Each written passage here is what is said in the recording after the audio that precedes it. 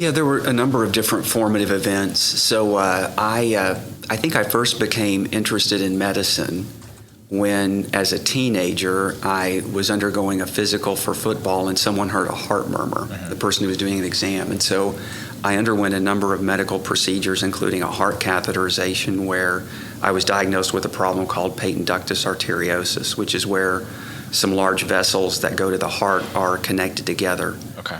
They're normally connected together before you're born because of the differences in the way the blood flows in utero compared to the way the blood flows after you're born, but mine had never closed. Yeah.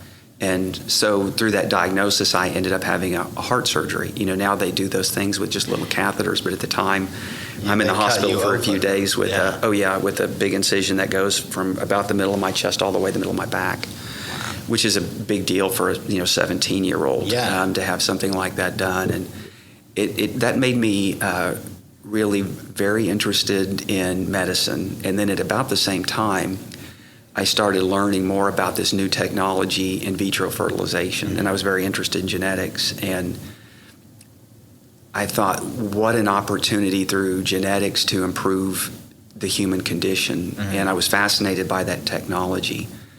So I decided I wanted to go to medical school.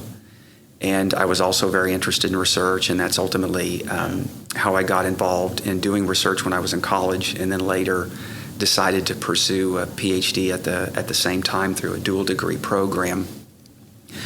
And throughout that whole time, a big part of what you're doing is teaching others. That's as you mature in any kind of learning. That's where you transfer from becoming the learner to becoming the mentor. That should be really the natural evolution of the process we all go through, where you're teaching someone else to do those things. And when I talk with medical students about those things, I try to impart on them how important that is. You're going to be the one who's in the position to give back. Are you able and willing to do that? Will you invest in the development of others?